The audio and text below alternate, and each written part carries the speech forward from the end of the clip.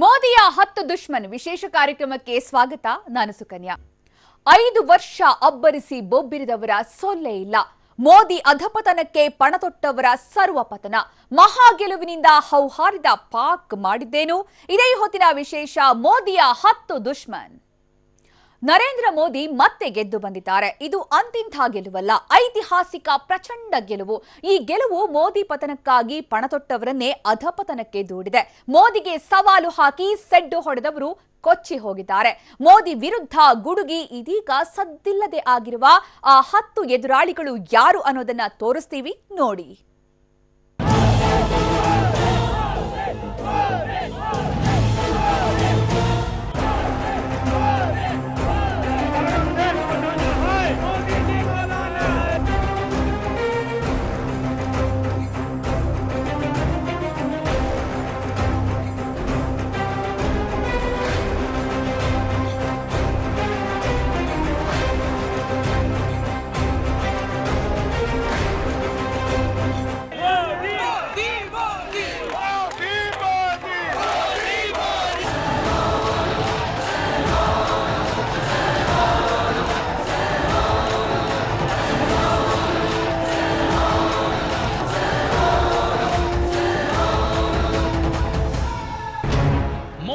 ಮೋದಿ ಝೇಂಕಾರ ಇಡೀ ದೇಶವನ್ನ ಹಿಡಿಹಿಡಿಯಾಗಿ ಆವರಿಸಿಕೊಂಡಿದೆ. ಎಲ್ಲೆಲ್ಲೂ ಕಮಲ ಅರಳಿದೆ. ಇಡೀ ದೇಶ ಕೇಸರಿಮಯವಾಗಿದೆ. ಮೋದಿ ಇದೀಗ ಮಹಾ ಸಾಮ್ರಾಟ. ಮೋದಿಗೆ ಸಾಟಿಯೇ ಇಲ್ಲ. 5 ವರ್ಷ ಅಬ್ಬರಿಸಿ ಬೊಬ್ಬಿರಿದವರ ಸೊಲ್ಲೇ ಇಲ್ಲ. ಮೋದಿ ಅಧಪತನಕ್ಕೆ ಪಣ ತೊಟ್ಟವರ ಸರ್ವಪತನ. 2014ರಲ್ಲಿ ದೇಶ ಮೋದಿ ಅಲೆಯನ್ನ ಕಂಡಿತು. ಆದ್ರೆ ಈ ಬಾರಿ ಕಂಡಿತು ಬರೀ ಅಲೆಯಲ್ಲ, ಸುನಾಮಿ.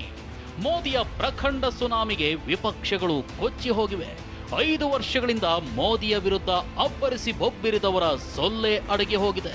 ಮೋದಿಯ ಅಧಪತನಕ್ಕೆ ಪಣ ತೊಟ್ಟು ಅಖಾಡದಲ್ಲಿ ತೊಡೆತಟ್ಟಿದವರ ಸರ್ವಪತನವಾಗಿದೆ.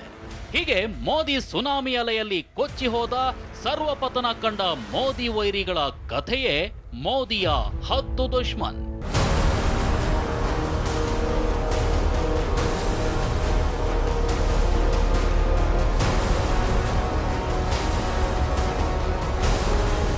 ಯಾರು ಮೋದಿಯ 10 ದುಶ್ಮನ್? ಮೋದಿಯ ವಿರುದ್ಧ ವೈರಿಗಳು ಹೇಗೆಲ್ಲ ಅಬ್ಬರಿಸಿದ್ರು? ಮೋದಿ ಅಧಪತನಕ್ಕೆ ಯಾವ ರೀತಿ ರಣತಂತ್ರ ಹೆಣೆದಿದ್ರು? ನಿದ್ದೆಯಲ್ಲೂ ಮೋದಿಯ ಹೆಸರನ್ನ ಕನವರಿಸ್ತಾ ಇದ್ರು. ಕೂತ್ರು ನಿಂತ್ರು ಮೋದಿಯ ಛೇಡಿಸ್ತಿದ್ರು, ಟೀಕಿಸ್ತಿದ್ರು. ಆದ್ರೆ ಹೀಗೆ ಮೋದಿಯನ್ನ ಶತ್ರುವಂತೆ ಭಾವಿಸ್ತಿದ್ದವರ ರಣತಂತ್ರಗಳನ್ನ ಮೋದಿ ಛಿದ್ರ ಮಾಡಿದ್ದು ಹೇಗೆ? ಮೋದಿಯ ಸುನಾಮಿ ಅಲೆಗೆ ಸಿಲುಕಿ ದುಶ್ಮನಗಳು ಹೇಗೆಲ್ಲ ಕೊಚ್ಚಿ ಹೋದ್ರು ಅನ್ನೋದನ್ನ ಎಳೆಯಾಗಿ ತೋರಿಸ್ತೀವಿ ನೋಡಿ. ಮೋದಿ ದುಶ್ಮನ್ ನಂಬರ್ 1 ಇಮ್ರಾನ್ ಖಾನ್.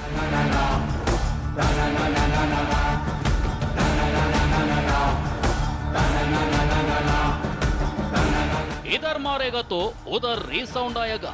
ಇದು ಸಿನಿಮಾ ಡೈಲಾಗ್. ಸದ್ಯ ಪಾಕಿಸ್ತಾನದ ಸ್ಥಿತಿ ಹೆಚ್ಚು ಕಡಿಮೆ ಇದೇ ರೀತಿ ಇದೆ. ಭಾರತದಲ್ಲಿ ಮೋದಿ ಪ್ರಚಂಡ ದಿಗ್ವಿಜಯ ಸಾಧಿಸಿದ ಸುದ್ದಿ ಕೇಳಿಯೇ ಪಾಕಿಸ್ತಾನ ಪತ್ತರಗುಟ್ಟಿ ಹೋಗಿದೆ. ಮೇ 23ರ ಫಲಿತಾಂಶ ಭಾರತದಲ್ಲಿನ ವಿಪಕ್ಷಗಳಷ್ಟೇ ಅಲ್ಲ, ಪಾಕಿಸ್ತಾನಕ್ಕೂ ನಿದ್ದೆ ಇಲ್ಲದಂತೆ ಮಾಡಿಬಿಟ್ಟಿದೆ. When Pulwama happened, I felt that Mr. Modi's government used that to build this war hysteria. Pulwama ದಾಳಿ ಮತ್ತು ಅದರ ಬಳಿಕ ನಡೆದ ಬೆಳವಣಿಗೆಗಳ ಬಗ್ಗೆ ಪಾಕ್ ಪ್ರಧಾನಿ ಇಮ್ರಾನ್ ಖಾನ್ ಹೇಳಿದ ಮಾತಿದು. ಮೋದಿ ಪುಲ್ವಾಮಾ ದಾಳಿಯನ್ನ ಚುನಾವಣೆಗೆ ಬಳಸಿಕೊಳ್ತಿದ್ದಾರೆ ಅಂತ ಇಮ್ರಾನ್ ಖಾನ್ ಆರೋಪಿಸಿದ್ರು. ಪಾಕ್ ಕಫ್ತಾನನ ಈ ಹೇಳಿಕೆಯಲ್ಲಿ ಮೋದಿ ಮತ್ತೆ ಎಲ್ಲಿ ಬಂದು ಬಿಡ್ತಾರೋ ಅನ್ನೋ ಅಳುಕು, ಆತಂಕ ಸ್ಪಷ್ಟವಾಗಿ ಕಾಣ್ತಿತ್ತು. ಇದು ಇಮ್ರಾನ್ ಖಾನ್ ಆತಂಕ ಮಾತ್ರವಲ್ಲ, ಇಡೀ ಪಾಕಿಸ್ತಾನದಲ್ಲಿ ಮೋದಿ ಮತ್ತೆ ಎಲ್ಲಿ ಗೆದ್ದು ಬಿಡ್ತಾರೋ ಅನ್ನೋ ಆತಂಕ ಆವರಿಸಿತ್ತು. ಇದೀಗ ಆ ಆತಂಕ ನಿಜವಾಗಿದೆ. ಮೋದಿ ಮತ್ತೊಮ್ಮೆ ಗೆದ್ದು ಬೀಗಿದ್ದಾರೆ. ಅದು ಅಂತಿಂತ ಗೆಲುವಲ್ಲ, ಜಗತ್ತೇ ನಿಬ್ಬೆರಗಾಗುವಂತಹ ಐತಿಹಾಸಿಕ ಗೆಲುವು.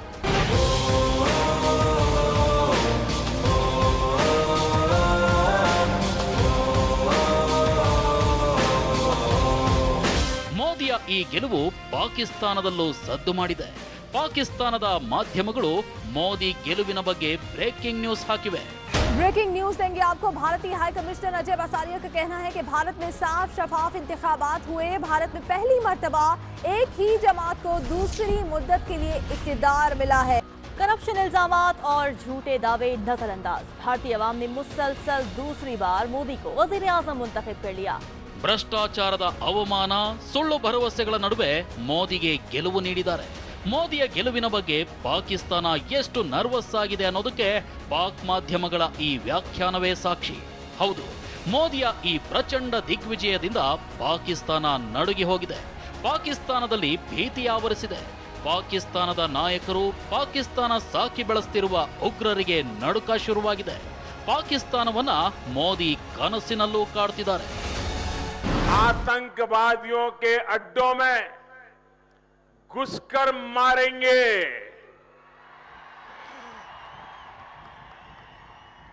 आतंकवादियों के अड्डे में घुसकर मारेंगे, ये नए भारत की नीति है। आतंक को हरा कर ही हम दम लेंगे, ये हमारा संकल्प है। ನುಗ್ಗಿ ಹೊಡಿತೀವಿ. ಪಾಕಿಸ್ತಾನಕ್ಕೆ ಭೀತಿ ಹುಟ್ಟಿಸಿರೋದೇ ಮೋದಿಯ ನುಗ್ಗಿ ಹೊಡೆಯೋ ಈ ಮಾತು. ಫೆಬ್ರವರಿ 14ರಂದು ಪಾಕಿಸ್ತಾನದ ಜೈಷ್ ಎ ಮೊಹಮ್ಮದ್ ಸಂಘಟನೆ ಪುಲ್ವಾಮಾದಲ್ಲಿ ಪೈಶಾಚಿಕ ದಾಳಿ ನಡೆಸಿತ್ತು. ಭಾರತೀಯ ಸೇನೆಯ ವಾಹನಕ್ಕೆ ಆತ್ಮಾಹುತಿ ಕಾರ್ ಬಾಂಬ್ ನುಗ್ಗಿಸಿ 40ಕ್ಕೂ ಹೆಚ್ಚು ಯೋಧರನ್ನ ಹತ್ಯೆ ಮಾಡಿತ್ತು. ಆದರೆ ಈ ಘೋರ ದಾಳಿಗೆ ಭಾರತ ಪ್ರತೀಕಾರ ತೀರಿಸಿಕೊಂಡಿತ್ತು. ಮಾರ್ಚ್ 26ರಂದು ಭಾರತೀಯ ವಾಯುಪಡೆ ಪಾಕಿಸ್ತಾನಕ್ಕೆ ನುಗ್ಗಿ ಬಾಲಾಕೋಟ್ನಲ್ಲಿದ್ದ ಉಗ್ರ ಶಿಬಿರದ ಮೇಲೆ bomb ಸುರಿಮಳೆಗೈದಿತ್ತು.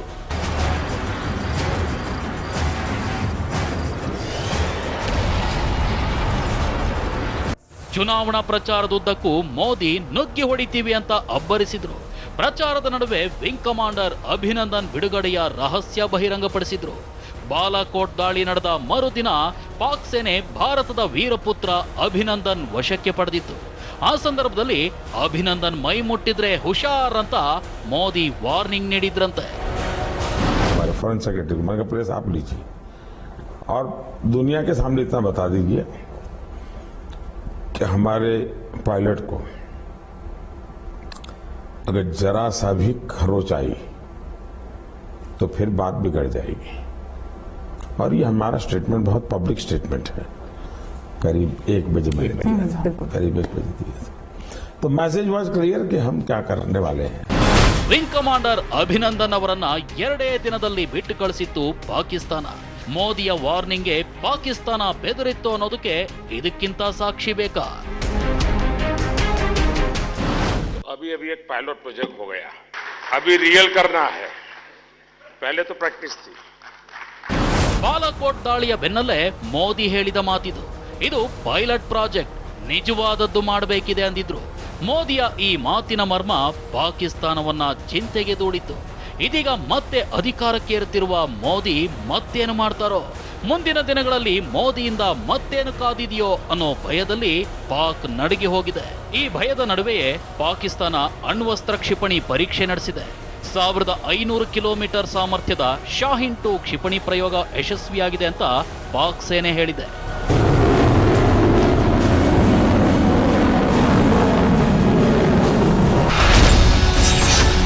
ಬೆದರಿದ Dawood Ibrahim, ISI alert. Dawood Ibrahim ಭಾರತದ ಮೋಸ್ಟ್ ವಾಂಟೆಡ್ ಕ್ರಿಮಿನಲ್, ಮುಂಬೈ ಸರಣಿ ಸ್ಫೋಟದ ಸೂತ್ರಧಾರ. ಪಾಕಿಸ್ತಾನದಲ್ಲಿ ಅಡಗಿ ಕುಳಿತಿರುವ ಈ ರಾಕ್ಷಸನಿಗೂ ಇದೀಗ ಮೋದಿ ಭೀತಿ ಶುರುವಾಗಿದೆ. ಮೋದಿ ಎಲ್ಲಿ ತನ್ನನ್ನ ಬೆನ್ನಟ್ಟಿ ಬರ್ತಾರೋ? ಅಮೆರಿಕ ಗುಪ್ತಚರ ಇಲಾಖೆ ಸಿಐಎ, ಇಸ್ರೇಲ್ನ ಗುಪ್ತಚರ ಇಲಾಖೆ ಮೊಸಾದ್ ತನ್ನನ್ನ ಹಿಡಿಯಲು ಮೋದಿಗೆ ನೆರವು ನೀಡುತ್ತೋ ಅಂತ ದಾವೂದ್ ಪತರಗುಟ್ಟಿದ್ದಾನೆ. ಹೀಗಾಗಿ ಮೋದಿ ಗೆಲುವಿನ ಬೆನ್ನಲ್ಲೇ ದಾವೂದ್ ಪಾಕಿಸ್ತಾನದ ಐಎಸ್ಐ ಅಧಿಕಾರಿಗಳನ್ನ ಭೇಟಿಯಾಗಿದ್ದಾನೆ ಎನ್ನಲಾಗಿದೆ. ಇನ್ನು ಮೋದಿ ಗೆಲುವಿನ ಬೆನ್ನಲ್ಲೇ ಪಾಕಿಸ್ತಾನದ ಐಎಸ್ಐ ಫುಲ್ ಅಲರ್ಟ್ ಆಗಿದೆ. ಮೋದಿಯ ಮುಂದಿನ ನಡೆ ಏನು ಅನ್ನೋದು ಊಹಿಸ್ತಾ ತಲೆ ಕೆಡಿಸ್ಕೊಂಡು ಕುಳಿತಿದೆ.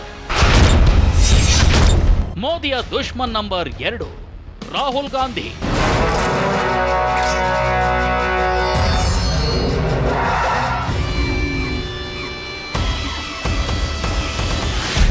ಪಾಕಿಸ್ತಾನ ಮೋದಿಯನ್ನ ದುಶ್ಮನ್ ಅಂತ ತಿಳಿದಿತ್ತು. ಅದೇ ರೀತಿ ಭಾರತದಲ್ಲಿ ಮೋದಿಯನ್ನ ದುಶ್ಮನ್ ರೀತಿ ಟಾರ್ಗೆಟ್ ಮಾಡ್ತಿದ್ದದ್ದು ಕಾಂಗ್ರೆಸ್ ಅಧ್ಯಕ್ಷ ರಾಹುಲ್ ಗಾಂಧಿ.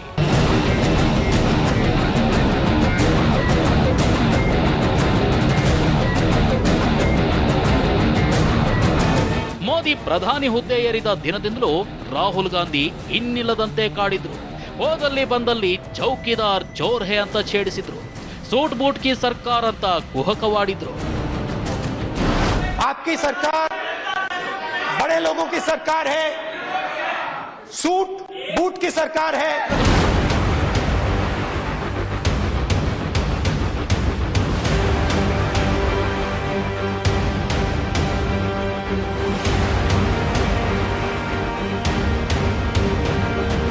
जीएसटी का मतलब गब्बर सिंह टैक्स. ಹೀಗೆ ಮೋದಿ ಸರ್ಕಾರದ ನೀತಿಗಳನ್ನ ರಾಹುಲ್ ಗಾಂಧಿ ಇನ್ನಿಲ್ಲದಂತೆ ಟೀಕಿಸ್ತಾ ಬಂದಿದ್ರು. ಹೆಜ್ಜೆ ಹೆಜ್ಜೆಗೂ ಕಾಡಿದ್ರು. ಮೋದಿಯನ್ನ ಪ್ರಧಾನಿ ಪಟ್ಟದಿಂದ ಕೆಳಗಿಳಿಸಲು ವಿಪಕ್ಷಗಳ ಜೊತೆ ಕೈ ಜೋಡಿಸಿದ್ರು. ದೇಶದ ಜನರು ಬಯಸಿದ್ರೆ ಪ್ರಧಾನಿ ಆಗ್ತೇನೆ ಅಂದಿದ್ರು. ಆದ್ರೆ ಮೋದಿಯನ್ನ ಕೆಳಗಿಳಿಸಿ ಪ್ರಧಾನಿಯಾಗುವ ಕನಸು ಕಾಣ್ತಿದ್ದ ರಾಹುಲ್ ಗಾಂಧಿ ಇದೀಗ ಸೋತು ಸುಣ್ಣವಾಗಿದ್ದಾರೆ.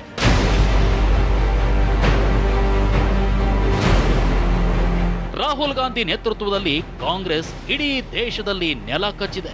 ದುರಂತ ಅಂದ್ರೆ ಸ್ವತಃ ಕಾಂಗ್ರೆಸ್ ಅಧ್ಯಕ್ಷ ರಾಹುಲ್ ಗಾಂಧಿ ತಮ್ಮ ಸ್ವಕ್ಷೇತ್ರ ಅಮೇಥಿಯಲ್ಲಿ ಕೇಂದ್ರ ಸಚಿವೆ ಸ್ಮೃತಿ ಇರಾನಿ ಎದುರು ಸೋತು ಸುಣ್ಣವಾಗಿದ್ದಾರೆ. ಗಾಯಕ್ಕೆ ಉಪ್ಪು ಸುರಿದಂತೆ ರಾಹುಲ್ ಗಾಂಧಿಗೆ ಪ್ರತಿಪಕ್ಷ ಸ್ಥಾನವೂ ಸಿಕ್ತಿಲ್ಲ. ಲೋಕಸಭೆಯಲ್ಲಿ 55 ಸ್ಥಾನ ಸಿಕ್ಕರೆ ಮಾತ್ರ ಪ್ರತಿಪಕ್ಷ ಸ್ಥಾನ ಒಲಿಯುತ್ತೆ. ಆದ್ರೆ ರಾಹುಲ್ ಗಾಂಧಿಯ ಕಾಂಗ್ರೆಸ್ಗೆ ಸಿಕ್ಕಿರೋದು ಕೇವಲ 52 ಸ್ಥಾನ ಮಾತ್ರ. ಒಂದು ವೇಳೆ ರಾಹುಲ್ ಗಾಂಧಿ ವಯನಾಡ್ನಲ್ಲಿ ಸ್ಪರ್ಧಿಸಿ ಗೆಲ್ಲದೆ ಹೋಗಿದ್ರೆ ವಿಪಕ್ಷ ನಾಯಕನ ಸ್ಥಾನ ಇರಲಿ, ಸಂಸತ್ಗೆ ಹೋಗೋದಕ್ಕೂ ರಾಹುಲ್ ಗಾಂಧಿ ಮಾಜಿ ಸಂಸದನ ಪಾಸ್ ಪಡಿಬೇಕಿತ್ತು. ಕಳೆದ ಬಾರಿ ಕಾಂಗ್ರೆಸ್ 44 ಸ್ಥಾನ ಗೆದ್ದಿತ್ತು. ಈ ಬಾರಿ ಪಕ್ಷವನ್ನ ಮೇಲೆತ್ತೋ ಜವಾಬ್ದಾರಿ ಹೊತ್ಕೊಂಡಿದ್ದ ರಾಹುಲ್ ಇನ್ನಿಲ್ಲದ ಕಸರತ್ತು ನಡೆಸಿದ್ರು. ಮೋದಿ ವಿರುದ್ಧ ಚೌಕಿದಾರ್ ಚೋರ್ ಹೇ ಅಸ್ತ್ರ ಪ್ರಯೋಗಿಸಿದ್ರು. ರಫೇಲ್ ಡೀಲ್ನಲ್ಲಿ ಮೋದಿ ಅನಿಲ್ ಅಂಬಾನಿಗೆ 30,000 ಕೋಟಿ ನೀಡಿದ್ದಾರೆ ಅಂತ ಆರೋಪಿಸಿದ್ರು. चौकीदार ने 30,000 करोड़ रुपए चोरी करके अनिल अंबानी को दिए. पूरा देश जानता है कि एचएएल से नरेंद्र मोदी जी ने वायुसेना के पायलट से नरेंद्र मोदी जी ने 30,000 करोड़ रुपए चोरी करके अनिल अंबानी की जेब में डाला. ರಾಹುಲ್ ಗಾಂಧಿಯ ಚೌಕಿದಾರ್ ಚೋರ್ ಟೀಕೆಗೆ ಮೋದಿ ತಿರುಗೇಟು ನೀಡಿದ್ರು. ನಿಮ್ಮಪ್ಪ ಭ್ರಷ್ಟಾಚಾರಿ ನಂಬರ್ 1 ಅಂತ ತಿರುಗೇಟು ನೀಡಿದ್ರು. आपके पिताजी को आपके राग दरबारियों ने मिस्टर क्लीन बना दिया था. गाजे बाजे के साथ मिस्टर क्लीन चला था.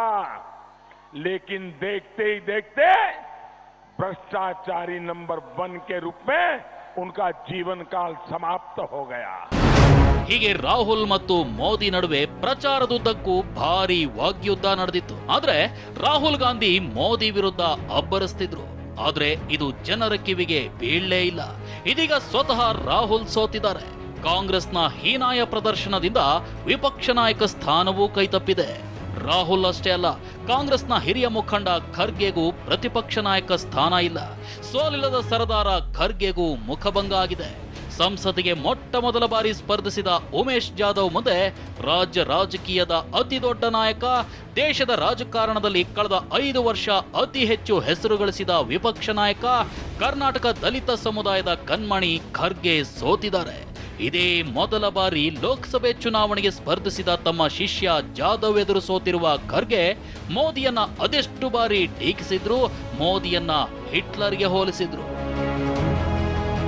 हिटलर के बाद अपना रूप बदलना चाहते हैं. जैसा हिटलर जर्मनी में किया वैसा मोदी जी आज हिंदुस्तान में करना चाहते हैं. ಮೋದಿಯನ್ನ ಹಿಟ್ಲರ್ಗೆ ಹೋಲಿಸಿದ್ದ ಖರ್ಗೆಗೆ ಈ ಬಾರಿ ಸಂಸತ್ತಿಗೆ ಪ್ರವೇಶಿಸುವ ಅವಕಾಶ ಇಲ್ಲದಾಗಿದೆ. ಮೋದಿಯನ್ನ ಹಿಗ್ಗಾಮುಗ್ಗಾ ಬೈತಿದ್ದ ಖರ್ಗೆಗೆ ಈಗ ತಮ್ಮ ಅಸ್ತಿತ್ವವೇ ಪ್ರಶ್ನೆಯಾಗಿ ಬಿಟ್ಟಿದೆ. ಜೀವನದ ಸಂಧ್ಯಾ ಕಾಲದಲ್ಲಿ ಈ ರೀತಿಯ ಸೋಲು ಸಹಿಸಲು ಅಸಾಧ್ಯವಾಗಿದೆ.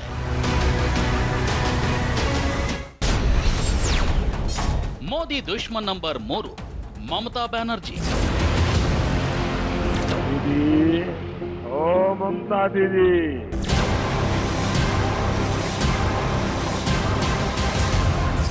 ಮಮತಾ ಬ್ಯಾನರ್ಜಿ ಬಂಗಾಳದ ಬೆಂಕಿ ಚೆಂಡು. 3 ದಶಕಗಳ ಕಮ್ಯುನಿಸ್ಟ್ ಕೋಟೆಯನ್ನ ಛಿದ್ರ ಮಾಡಿದ ಸಿಡಿಗೊಂಡು ಸತತ 8 ವರ್ಷಗಳಿಂದ ಪಶ್ಚಿಮ ಬಂಗಾಳವನ್ನ ಆಳ್ತಿರುವ ನಾಯಕಿ. ಲೋಕಸಭಾ ಚುನಾವಣೆಯಲ್ಲಿ ಮೋದಿಗೆ ಅತಿ ದೊಡ್ಡ ಸವಾಲು ಹಾಕಿದ್ದು ಇದೇ ಮಮತಾ ದೀದಿ.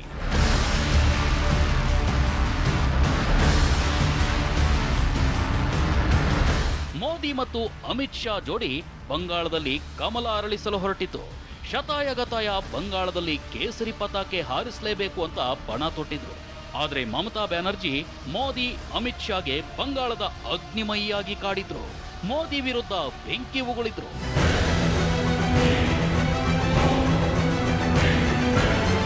ಮಮತಾ ಬ್ಯಾನರ್ಜಿ ಕೇಂದ್ರ ಸರ್ಕಾರವನ್ನೇ ಎದುರು ಹಾಕೊಂಡ್ರು. ಬಂಗಾಳದಲ್ಲಿ ಬಿಜೆಪಿ ಟಿಎಂಸಿ ಕಾರ್ಯಕರ್ತರ ನಡುವೆ ಘೋರ ಸಂಘರ್ಷವೇ ನಡೆದು ಹೋಯಿತು. ಹಿಂಸಾಚಾರ ಭುಗಿಲೆದ್ದಿತ್ತು, ರಕ್ತ ಚೆಲ್ಲಿತು, ಪ್ರಾಣವೇ ಹೋಯಿತು. ಇಡೀ ಬಂಗಾಳ ಕೊತ ಕುದಿಯಿತು.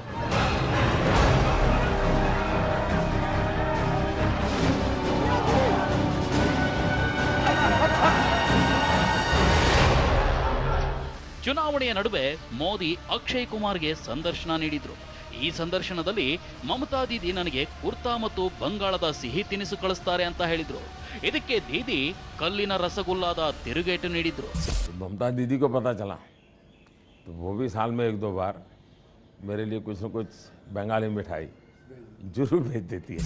चुनाव का टाइम में बोलता है बंगाल से वोट चाहिए, हमारा बंगाल से तुमको रसगुल्ला देगा. क्या रसगुल्ला देगा? ऐसा मिठाई नहीं देगा, हम मिट्टी से मिठाई बनाएगा और उसमें कापूर दे देगा. जैसे लड्डू में किशमिश और काजू बादाम देते हैं ना, वैसे मिट्टी में लड्डू है और उसमें कापूर लगेगा और पूरा दांत तोड़ देगा. ಬಂಗಾಳದಲ್ಲಿ 7 ಹಂತಗಳಲ್ಲಿ ನಡೆದ ಮತದಾನದುದ್ದಕ್ಕೂ ಬಿಜೆಪಿ ಟಿಎಂಸಿ ನಡುವೆ ಸಂಘರ್ಷ ನಡೆದಿತ್ತು. ಆದರೆ 7ನೇ ಹಂತದ ಮತದಾನಕ್ಕೂ ಮುನ್ನ ಹಿಂಸಾಚಾರ ತೀವ್ರ ಸ್ವರೂಪ ಪಡೆದಿತ್ತು. ಟಿಎಂಸಿ ಬಿಜೆಪಿ ಕಾರ್ಯಕರ್ತರು ಕೋಲ್ಕತ್ತಾದ ಬೀದಿಗಳಲ್ಲಿ ಬಡಿದಾಡಿಕೊಂಡ್ರು. ಈ ಹಿಂಸಾಚಾರದ ನಡುವೆ ಈಶ್ವರಚಂದ್ರ ವಿದ್ಯಾಸಾಗರ್ ಅವರ ಪ್ರತಿಮೆ ಕೂಡ ಧ್ವಂಸ ಆಯಿತು. ಕೊನೆ ಹಂತದ 9 ಕ್ಷೇತ್ರಗಳಿಗೆ ರಕ್ತ ಕಾಳಗವೇ ನಡೆಯಿತು.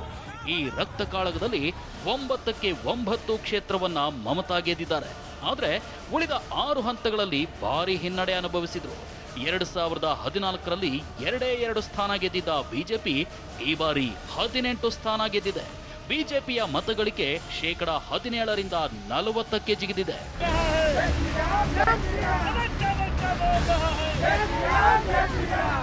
ಬಂಗಾಳದಲ್ಲಿ ಬಿಜೆಪಿಯನ್ನ ತಡೆಯಲು ಮಮತಾ ದೀದಿ ಇನ್ನಿಲ್ಲದ ಪ್ರಯತ್ನ ನಡೆಸಿದ್ರು.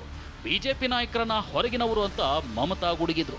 ಬಿಜೆಪಿ ಜೈ ಶ್ರೀರಾಮ್ ಘೋಷಣೆಗೆ ಪ್ರತಿಯಾಗಿ ಜೈ ಕಾಳಿ ಮಾತಾ ಘೋಷಣೆ ಮೊಳಗಿಸಿದ್ರು. ತಮ್ಮ ಎದುರು ಜೈ ಶ್ರೀರಾಮ್ ಅಂತ ಘೋಷಣೆ ಕೂಗಿದವರನ್ನ ಬಂಧಿಸಿದ್ರು.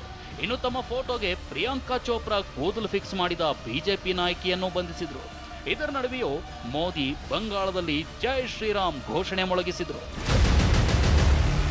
जय श्री राम.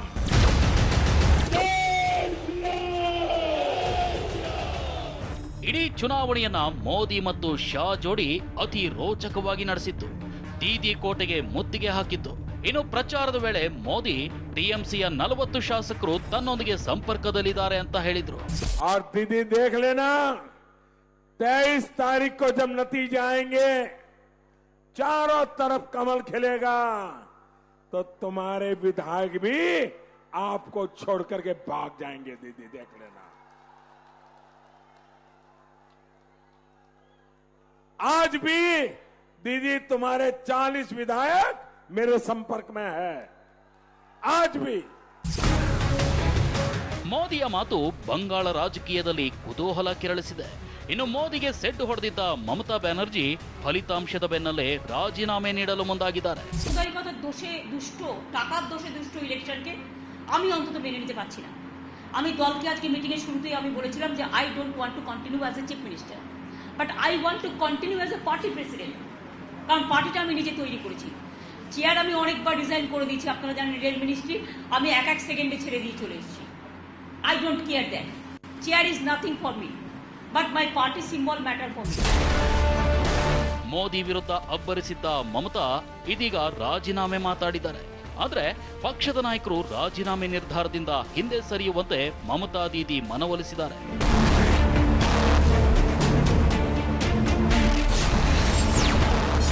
ಮೋದಿ ದುಶ್ಮನ್ ನಂಬರ್ 4 ಚಂದ್ರಬಾಬು ನಾಯ್ಡು.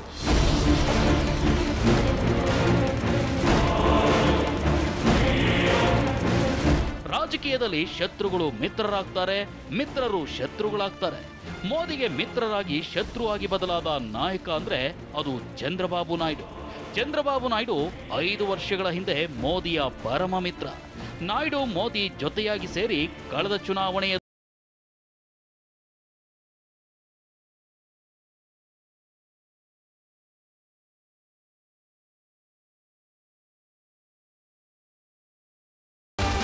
ಏನು ಆತ್ಮೀಯತೆ, ಏನು ಸಲುಗೆ. ಮೋದಿ ಎಳೆದುಕೊಂಡು ಹೋಗಿ ತಮ್ಮ ಪಕ್ಕ ಕೂರಿಸ್ಕೊಂಡಿದ್ರು. ಇಬ್ಬರು ಮಿಂಚಿನ ಪ್ರಚಾರ ನಡೆಸಿದ್ರು, ಇಬ್ಬರು ಗೆದ್ರು. ಮೋದಿ ಪ್ರಧಾನಿಯಾದ್ರೆ ಬಾಬು ಆಂಧ್ರ ಸಿಎಂ ಆದ್ರು. ಅದ್ಭುತ ಗೆಲುವು ದಾಖಲಿಸಿದ ನಾಯ್ಡು ಅಮರಾವತಿ ಕಟ್ಟಲು ನಿಂತರು. ಇದಕ್ಕೆ ಮೋದಿ ಕೂಡ ಸಾಥ್ ನೀಡಿದ್ರು. ಇವರಿಬ್ಬರ ದೋಸ್ತಿ 4 ವರ್ಷಗಳ ಕಾಲ ಮುಂದುವರಿಯಿತು. ಆದರೆ ವರ್ಷದ ಹಿಂದೆ ಮೋದಿ ಮತ್ತು ನಾಯ್ಡು ಸಂಬಂಧ ಮುರಿದು ಬಿತ್ತು. ಆಂಧ್ರಕ್ಕೆ ವಿಶೇಷ ಸ್ಥಾನಮಾನ ನೀಡ್ತಿಲ್ಲ ಅಂತ ಹೇಳಿ ನಾಯ್ಡು NDA ಮೈತ್ರಿಯಿಂದ ಹೊರಬಂದ್ರು. ಮೋದಿ ಸರ್ಕಾರದ ವಿರುದ್ಧವೇ ಅವಿಶ್ವಾಸ ಗೊತ್ತುವಳಿ ಮಂಡಿಸಿದ್ರು. ಅಷ್ಟೇ ಅಲ್ಲ, ಮೋದಿಯನ್ನ ಸೋಲಿಸಲು ವಿಪಕ್ಷಗಳನ್ನ ಒಗ್ಗೂಡಿಸುವ ಸಾಹಸಕ್ಕೆ ಕೈ ಹಾಕಿದ್ರು. ಇದಕ್ಕಾಗಿ ಬದ್ಧವೈರಿ ಕಾಂಗ್ರೆಸ್ ಜೊತೆ ಕೈ ಜೋಡಿಸಿದ್ರು. ಮಮತಾ ಬ್ಯಾನರ್ಜಿ, ಮಾಯಾವತಿ, ಅಖಿಲೇಶ್ ಯಾದವ್ ಸೇರಿದಂತೆ ಎಲ್ಲ ವಿಪಕ್ಷ ನಾಯಕರನ್ನು ಭೇಟಿಯಾದ್ರು. ಮೋದಿ ಸರ್ಕಾರದ ವಿರುದ್ಧ ದೆಹಲಿಯಲ್ಲಿ ಧರಣಿ ಕೂತು ಅಬ್ಬರಿಸಿದ್ರು. The present Prime Minister and NDA government, they are dividing the country. They are building hatred campaign among people. Ultimately, they want to gain political gain, but it cannot be. Andhra के लोग जाग जाइए.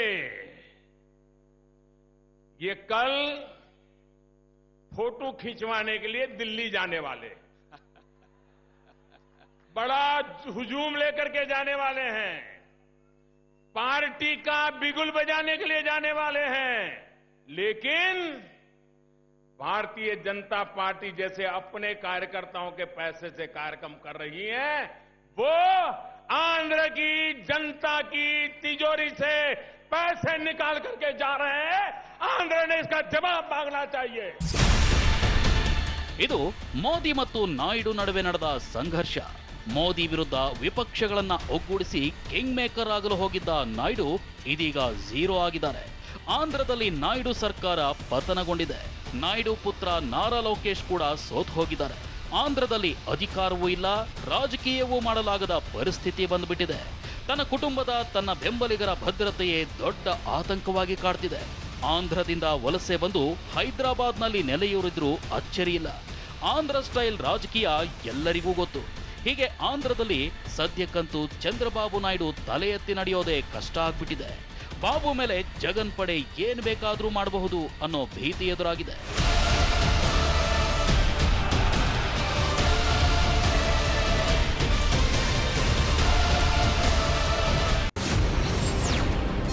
ಮೋದಿ ದುಶ್ಮನ್ ನಂಬರ್ 5 ಅರವಿಂದ್ ಕೇಜ್ರಿವಾಲ್.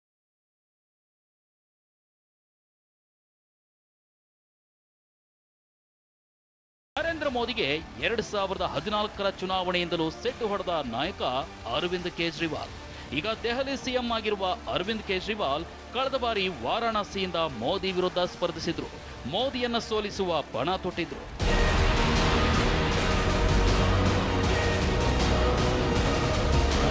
ಅರವಿಂದ್ ಕೇಜ್ರಿವಾಲ್ ಸ್ಪರ್ಧಿಸಿದ್ರು, ಮೋದಿ ದಿಗ್ವಿಜಯ ಸಾಧಿಸಿದ್ರು. ಮೋದಿ ವಿರುದ್ಧ ಸೋತ ಕೇಜ್ರಿವಾಲ್ ದೆಹಲಿಯಲ್ಲಿ ಹೋರಾಟ ನಡೆಸಿದ್ರು. 2015ರ ದೆಹಲಿ ವಿಧಾನಸಭಾ ಚುನಾವಣೆಯಲ್ಲಿ ಗೆದ್ದು ಬೀಗಿದ್ರು. ಮೋದಿ ಶಾ ಜೋಡಿಗೆ ತೀವ್ರ ಮುಖಭಂಗ ಆಗುವಂತೆ ಮಾಡಿ ಸಿಎಂ ಕುರ್ಚಿ ಏರಿದ್ರು.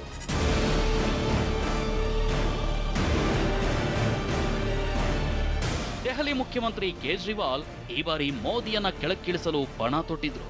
ವಿಪಕ್ಷಗಳ ಜೊತೆ ಕೈ ಜೋಡಿಸಿದ್ರು. ಮೋದಿ ವಿರುದ್ಧ ಗುಡುಗಿದ್ರು.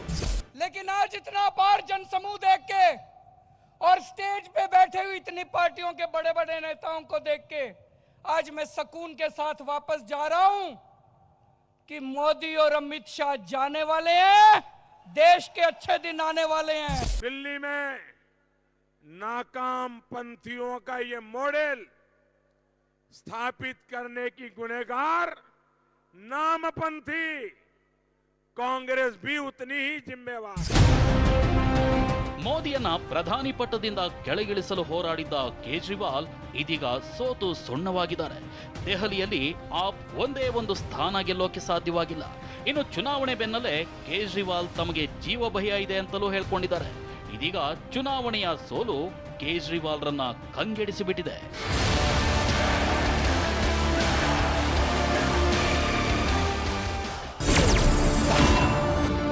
ಮೋದಿ ದುಶ್ಮನ್ ನಂಬರ್ 6 ಮಾಯಾವತಿ.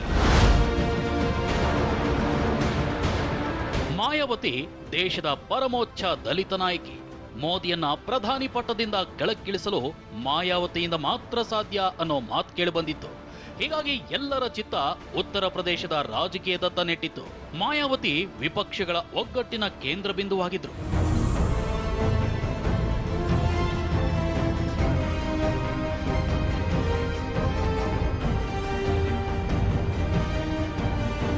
ಉತ್ತರ ಪ್ರದೇಶ ದೆಹಲಿ ಗದ್ದುಗೆಯ ಹೆಬ್ಬಾಗಿಲು.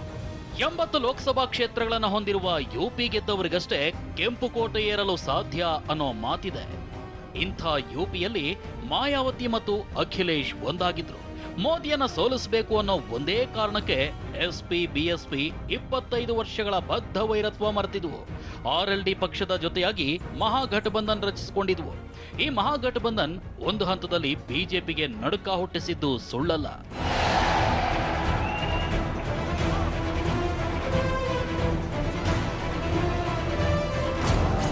2014ರಲ್ಲಿ ಉತ್ತರ ಪ್ರದೇಶದಲ್ಲಿ ಬಿಜೆಪಿ ಪ್ರಚಂಡ ಗೆಲುವು ಸಾಧಿಸಿತು. ಮೋದಿ ಅಲೆಯಲ್ಲಿ ತೇಲಿದ್ದ ಕೇಸರಿ ಪಾಳೆಯ 80 ಕ್ಷೇತ್ರಗಳಲ್ಲಿ 71 ಸ್ಥಾನ ಗೆದ್ದು ಬೀಗಿತ್ತು. 2017ರಲ್ಲಿ ನಡೆದ ವಿಧಾನಸಭಾ ಚುನಾವಣೆಯಲ್ಲೂ ಬಿಜೆಪಿ ಜೈತ್ರ ಯಾತ್ರೆ ಮುಂದುವರೆಸಿತ್ತು. ಮೋದಿ ಅಲೆಯ ಎದುರು ವಿಪಕ್ಷಗಳು ಕೊಚ್ಚಿ ಹೋಗಿದ್ವು. ಮೋದಿಯ ಈ ಪ್ರಖರ ಅಲೆ ಎದುರಿಸಲೆಂದೇ ಮಾಯಾವತಿ ಅಖಿಲೇಶ್ ಜೊತೆ ಕೈ ಜೋಡಿಸಿದ್ರು. ಮೋದಿ ವಿರುದ್ಧ ಗುಡುಗಿದ್ರು. बहन बेटियों की इज्जत करना क्या जाने, जब ये अपने राजनीतिक स्वार्थ में अपनी खुद की बेकसूर पत्नी तक को भी छोड़ चुके हैं.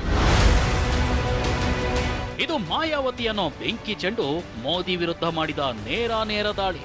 ಉತ್ತರ ಪ್ರದೇಶದಲ್ಲಿ ಜಿದ್ದಾಜಿದ್ದಿನ ಹೋರಾಟ ನಡೆದಿತ್ತು. ಮಾಯಾವತಿ ಮೋದಿ ಪತ್ನಿ, ಮೋದಿ ಜಾತಿ ಬಗ್ಗೆ ವೈಯಕ್ತಿಕ ದಾಳಿಯನ್ನೇ ನಡೆಸಿದ್ರು. ಇದಕ್ಕೆ ಮೋದಿ ತಮ್ಮದೇ ಆದ ರೀತಿಯಲ್ಲಿ ತಿರುಗೇಟು ನೀಡಿದ್ರು.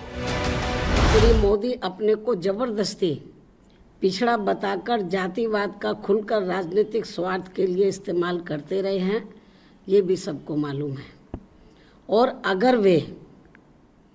श्री नरेंद्र मोदी जन्म से पिछड़े होते तो क्या आरएसएस उन्हें कभी भी देश का प्रधानमंत्री बनने देती?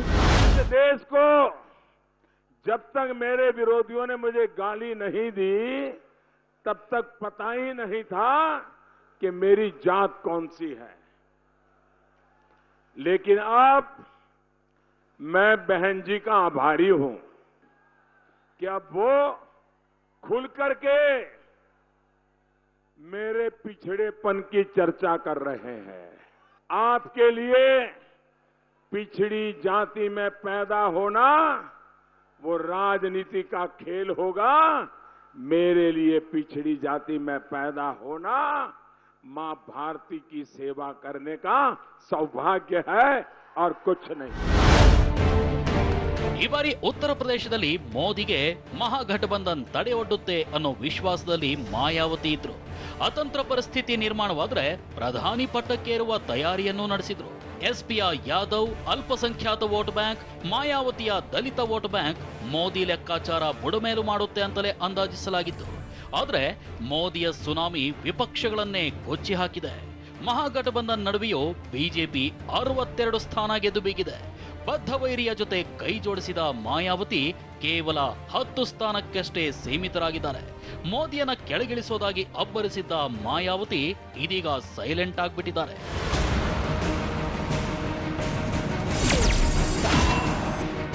ಮೋದಿಯ ದುಶ್ಮನ್ ನಂಬರ್ 7 ಸಿದ್ದರಾಮಯ್ಯ. ನರೇಂದ್ರ ಮೋದಿ ಒಂದು ವೇಳೆ ಮತ್ತೆ ಪ್ರಧಾನಮಂತ್ರಿ ಆದರೆ ಈ ದೇಶದಲ್ಲಿ ಪ್ರಜಾತಂತ್ರ ಉಳಿಯಲ್ಲ, ಮತ್ತೆ ಚುನಾವಣೆ ನಡೆಯಲ್ಲ, ಸರ್ವಾಧಿಕಾರಿ ಆಗ್ತಾನೆ. ನಾವು ಎಚ್ಚರಿಕೆಯನ್ನು ವಹಿಸಬೇಕಾಗ್ತದೆ.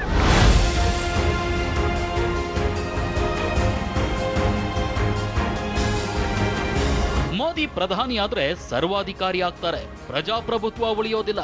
ಇದು ಕರುನಾಡಿನ ಟಗರು ಮೋದಿ ವಿರುದ್ಧ ಅಬ್ಬರಿಸಿದ ಪರಿ. ಕರ್ನಾಟಕದಲ್ಲಿ ಮೋದಿ ವಿರುದ್ಧ ಅತಿ ಹೆಚ್ಚು ವಾಕ್ಪ್ರಹಾರ ನಡೆಸಿದ ನಾಯಕ ಯಾರಾದ್ರೂ ಇದ್ರೆ ಅದು ಸಿದ್ದರಾಮಯ್ಯ. ವಿಜಯ ಮಲ್ಯ, ನೀರವ್ ಮೋದಿ, ಚೋಕ್ಷಿ, ಲಲಿತ್ ಮೋದಿ, ಇವ್ರಿಗೆ ಅಚ್ಚೆ ದಿನ ಬಂತು. ಬಡವರಿಗೆ ಯಾರಿಗೂ ಬರಲಿಲ್ಲ, ರೈತರಿಗೆ ಯಾರಿಗೂ ಬರಲಿಲ್ಲ.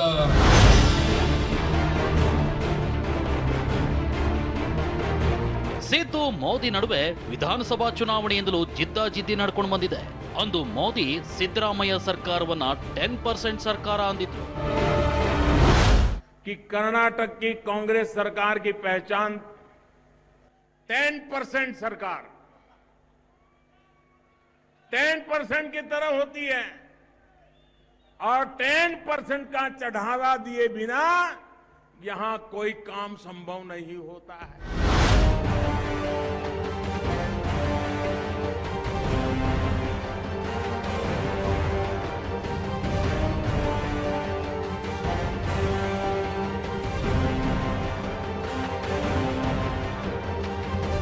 ಮೋದಿ ಸಿದ್ದರಾಮಯ್ಯ ಸರ್ಕಾರವನ್ನ ಕಮಿಷನ್ ಸರ್ಕಾರ ಅಂತ ಆರೋಪಿಸಿದ್ರು. ಲೋಕಸಭೆ ಚುನಾವಣೆ ವೇಳೆ ಕಾಂಗ್ರೆಸ್ ಮತ್ತು ಜೆಡಿಎಸ್ ಸರ್ಕಾರವನ್ನ ತರಾಟೆಗೆ ತೆಗೆದುಕೊಂಡಿದ್ರು. ಮೋದಿಗೆ ಸೆಡ್ಡು ಹೊಡೆದ ಸಿದ್ದು ಲೋಕಸಭಾ ಚುನಾವಣೆ ಟಿಕೆಟ್ ಹಂಚಿಕೆಯಲ್ಲಿ ಖುದ್ದು ಮುತುವರ್ಜಿ ವಹಿಸಿದ್ರು. ಮೈಸೂರು, ಬಾಗಲಕೋಟೆ, ಕೊಪ್ಪಳದಲ್ಲಿ ತಮ್ಮ ಅಭ್ಯರ್ಥಿಗಳಿಗೆ ಟಿಕೆಟ್ ಕೊಡಿಸಿ ಅಬ್ಬರದ ಪ್ರಚಾರ ನಡೆಸಿದ್ರು. ಈ ಬಾರಿ ಬಿಜೆಪಿ ರಾಜ್ಯದಲ್ಲಿ 2 ಅಂಕಿ ತಲುಪಬಾರದು ಅಂತ ಕಾರ್ಯಕರ್ತರಿಗೆ ಹೇಳಿದ್ರು. ಕರ್ನಾಟಕದಲ್ಲಿ ಭಾರತೀಯ ಜನತಾ ಪಕ್ಷ ಯಾವ ಕಾರಣಕ್ಕೂ ಕೂಡ 2 ಅಂಕಿಯನ್ನು ತಲುಪಬಾರದು. 1 ಅಂಕಿ, ಅದರಲ್ಲೂ ಕಮ್ಮಿ ಅಂಕಿ ಆಗಬೇಕು. ನಾವು ಕನಿಷ್ಠ 20 ಸ್ಥಾನಗಳನ್ನ ಕರ್ನಾಟಕದಲ್ಲಿ ಲೋಕಸಭಾ ಚುನಾವಣೆಯಲ್ಲಿ ಗೆಲ್ಲೇಬೇಕು ಅಂತ ವಿಪರ್ಯಾಸ ಅಂದ್ರೆ ಇದೆ ನೋಡಿ. ಸಿದ್ದರಾಮಯ್ಯ ಬಿಜೆಪಿ 2 ಅಂಕಿ ದಾಟಬಾರದು ಅಂತ ಹೇಳಿದ್ರು. ಆದ್ರೆ ಕಾಂಗ್ರೆಸ್ 2 ಅಂಕಿ ಮಾತಿರ್ಲಿ 2 ಸೀಟ್ ಕೂಡ ಗೆಲ್ಲೋಕಾಗ್ಲಿಲ್ಲ. ಕಾಂಗ್ರೆಸ್ ವಾಶ್ಔಟ್ ಆಗೋಗಿದೆ. ಸಿದ್ದರಾಮಯ್ಯ ತವರು ಮೈಸೂರಿನಲ್ಲೇ ಕಾಂಗ್ರೆಸ್ ನೆಲ ಕಚ್ಚಿಬಿಟ್ಟಿದೆ. ಮೋದಿ ವಿರುದ್ಧ ಅಬ್ಬರಿಸುತ್ತಿದ್ದ ಸಿದ್ದರಾಮಯ್ಯ ತೀವ್ರ ಮುಖಭಂಗಕ್ಕೀಡಾಗಿದ್ದಾರೆ.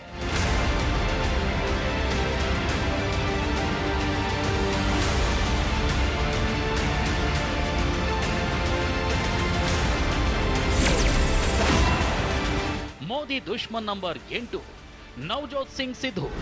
हीरो नंबर 1 फिल्म, बीवी नंबर 1, कुली नंबर 1, ये फेंकू नंबर 1 है, फेंकू नंबर 1.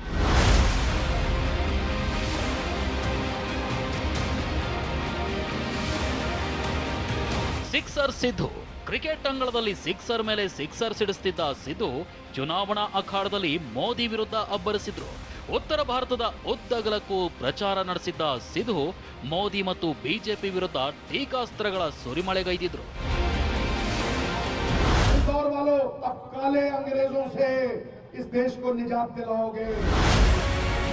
ಕಪ್ಪು ಬ್ರಿಟಿಷರಿಂದ ಮುಕ್ತಿ ಕೊಡಿಸಬೇಕು ಅನ್ನೋ ಈ ಹೇಳಿಕೆ ಭಾರಿ ವಿವಾದ ಸೃಷ್ಟಿಸಿತ್ತು.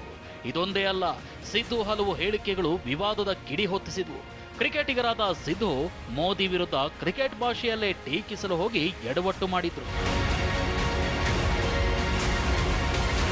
छक्का मारता था, बॉल बाउंड्री पार हो गई. कई बार तो इतनी ऊपर जाती थी एयर होस्टेस के हाथ में लाके नीचे आती थी.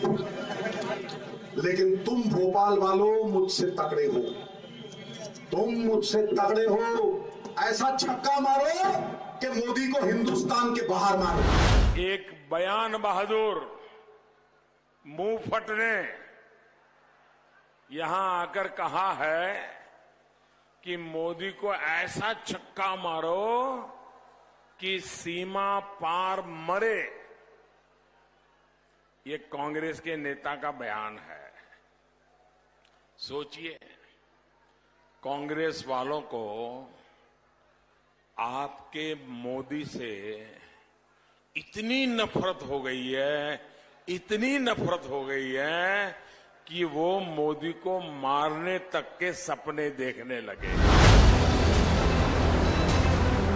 ಮೋದಿಯನ್ನ ಬೌಂಡ್ರಿ ಆಚೆ ಹೊಡಿರಿ ಅಂತ ಹೇಳಿದ್ದ ಸಿಧುಗೆ ಇದೀಗ ತಾವೇ ಕಾಂಗ್ರೆಸ್ನಿಂದಲೇ ಆಚೆ ಬೀಳುವ ಸ್ಥಿತಿ ಬಂದೆರಗಿದೆ. ವಿವಾದಾತ್ಮಕ ಹೇಳಿಕೆಗಳ ಸರದಾರನ ವಿರುದ್ಧ ಪಂಜಾಬ್ ಸಿಎಂ ಅಮರಿಂದರ್ ಸಿಂಗ್ ಸೇರಿದಂತೆ ಪಂಜಾಬ್ ಕಾಂಗ್ರೆಸ್ ತಿರುಗಿ ಬಿದ್ದಿದೆ. ಇದರಿಂದ ಮೋದಿ ವಿರುದ್ಧ ಅಬ್ಬರಿಸಿದ್ದ ಸಿಧುಗೆ ಕಾಂಗ್ರೆಸ್ನಿಂದಲೇ ಗೇಟ್ ಪಾಸ್ ನೀಡಲಾಗುತ್ತೆ ಅನ್ನೋ ಮಾತು ಕೇಳಿ ಬರ್ತಿದೆ.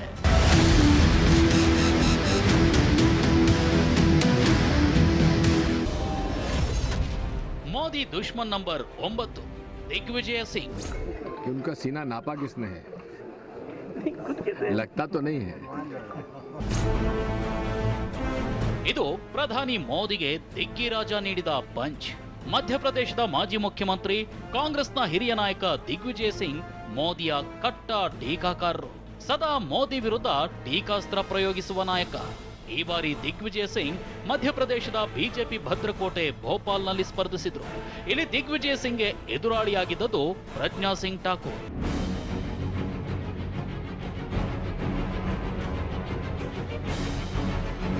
ಬಿಜೆಪಿ ಭದ್ರಕೋಟೆಯಲ್ಲಿ ಸ್ಪರ್ಧೆಗಿಳಿದಿದ್ದ ದಿಗ್ಗಿರಾಜ ಇಡೀ ಕ್ಷೇತ್ರವನ್ನ ಸುತ್ತಿದ್ರು. ಟೆಂಪಲ್ ರನ್ ನಡೆಸಿದ್ರು. ಮಠ ಮಂದಿರಗಳಿಗೆ ಭೇಟಿ ನೀಡಿ ಪೂಜೆ ಸಲ್ಲಿಸಿದ್ರು.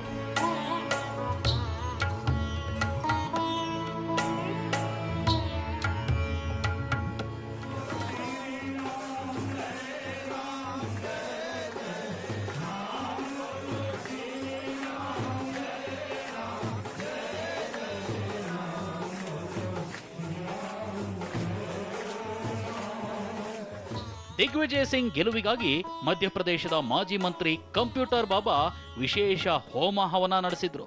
ಈ ಪೂಜೆಯಲ್ಲಿ ದಿಗ್ವಿಜಯ್ ಸಿಂಗ್ ಭಾಗಿಯಾಗಿದ್ರು.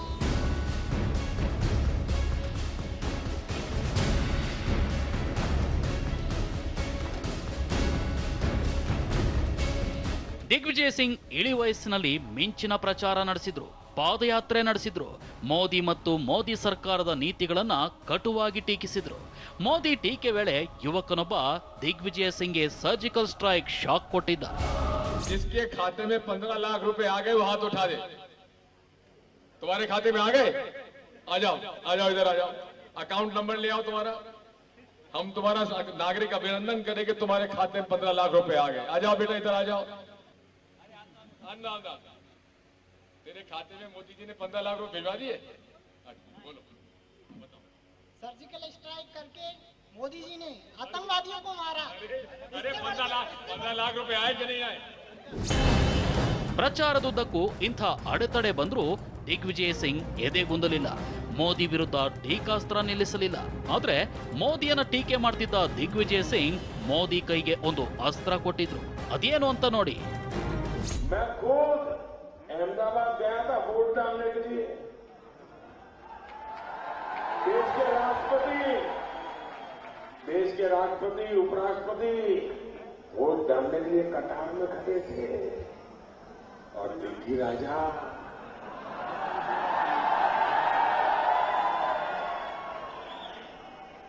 उनको न लोकतंत्र की चिंता थी, न नागरिकों के कर्तव्य की चिंता थी।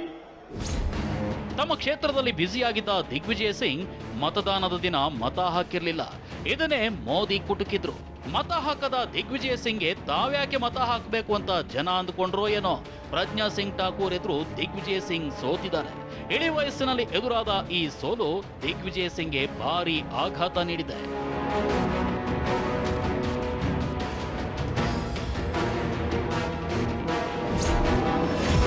ಮೋದಿ ದುಶ್ಮನ್ ನಂಬರ್ 10 ಪ್ರಕಾಶ್ ರಾಜ್.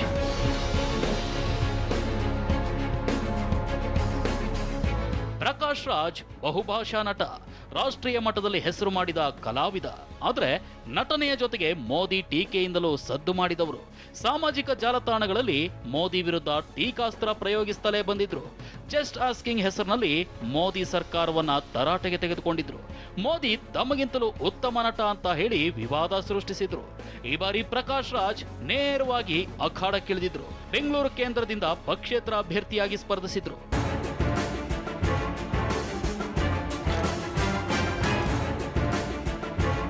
ಪಕ್ಷೇತರ ಅಭ್ಯರ್ಥಿಯಾಗಿ ಪ್ರಕಾಶ್ ರಾಜ್ ಭರ್ಜರಿ ಪ್ರಚಾರ ನಡೆಸಿದ್ರು. ತಮ್ಮ ಕ್ಷೇತ್ರದಲ್ಲಿ ಚುನಾವಣೆ ಮುಗಿದ ಬಳಿಕ ದೇಶದ ಹಲವು ಕಡೆ ಪ್ರಚಾರ ನಡೆಸಿದ್ರು. ಬೇಗುಸರಾಯ್ನಲ್ಲಿ ಕನ್ನಯ್ಯ ಕುಮಾರ್ ಪರ, ದೆಹಲಿಯಲ್ಲಿ ಆಪ್ ಅಭ್ಯರ್ಥಿ ಅತಿಶಿ ಪರ ಮತಯಾಚಿಸಿದ್ರು. ಪ್ರಚಾರದುದ್ದಕ್ಕೂ ಮೋದಿ ವಿರುದ್ಧ ಅಬ್ಬರಿಸಿದ್ರು. मोदी जी बेशरम है मोदी जी। ऐसे प्राइम मिनिस्टर को कभी नहीं देखा। जब चुनाव आयोग ने बोला है, जो हमारा आर्मी ने बोला है, आर्मी का और इस हमला का पॉलिटिक्स मत करो, फिर कर रहा है क्योंकि उनको सच बोलने के लिए कुछ भी नहीं है।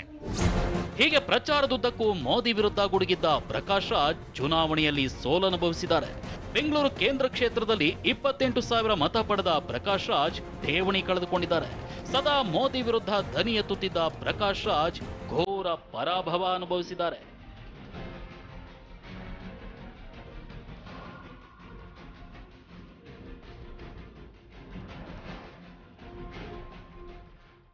ಮೋದಿಗೆ ಸವಾಲು ಹಾಕಿ ಮೋದಿ ಸೋಲಿಗೆ ಪಣತೊಟ್ಟವರ ಪತನವಾಗಿದೆ. ದಿಗ್ವಿಜಯ ಸಾಧಿಸಿ ಮಹಾ ಸಾಮ್ರಾಟನಾಗಿರುವ ಪ್ರಧಾನಿ ಮೋದಿಗೆ ಇನ್ನು ಎದುರಾಳಿಗಳೇ ಇಲ್ವಾ ಅನ್ನೋ ಪರಿಸ್ಥಿತಿ ಎದುರಾಗಿದೆ.